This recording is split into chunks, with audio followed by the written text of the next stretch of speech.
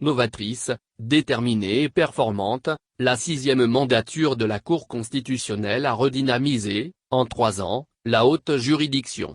Entre audiences publiques, conférences thématiques, organisation des élections, la Cour constitutionnelle a marqué la vie publique nationale. Plus de 1700 décisions ont déjà été rendues par la Cour Djobenou. Tout citoyen peut solliciter la Cour constitutionnelle lorsqu'il se sent lésé dans ses droits, brimé dans ses libertés fondamentales. Cette faculté qu'offre la Constitution béninoise n'a jamais été aussi ostentatoire qu'aujourd'hui, sous la 6e mandature, où la Cour constitutionnelle s'est davantage ouverte au public. Installée le 6 juin 2018, la 6e mandature de la haute juridiction n'a pas attendu longtemps pour imprimer sa marque et donner le signal d'un nouveau départ. Dès sa première assemblée générale tenue le lundi 11 juin 2018, les membres de la Cour ont procédé à la modification du règlement intérieur de l'institution afin d'offrir aux justiciables un procès plus équitable. L'ouverture de la Cour au public et sa proactivité vont aiguiser la faculté des citoyens à user de leur droit constitutionnel de saisine.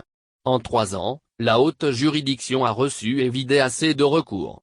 Au total, plus de 1700 décisions ont été rendues, soit 270 décisions en 2018, 533 décisions en 2019, 728 décisions en 2020 et 172 décisions à la date du 31 mai 2021.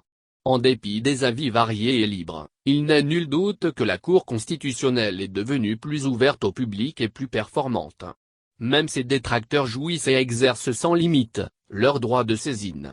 La 6e mandature de la Cour constitutionnelle a également tenu à offrir aux citoyens qui sollicitent l'institution, un cadre adéquat d'accueil et de bonnes conditions d'accessibilité. Grâce à l'accompagnement de l'exécutif, c'est désormais chose faite. Le siège de la Cour constitutionnelle est aujourd'hui un site moderne avec des bâtiments réfectionnés et rénovés, répondant aux normes.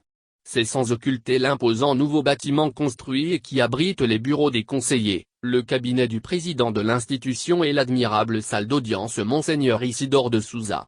Les activités scientifiques ont également occupé les membres de cette mandature avec l'organisation de plusieurs rencontres thématiques pendant lesquelles la Cour constitutionnelle va à la conquête de la science, de la connaissance, pour mieux rendre ses décisions.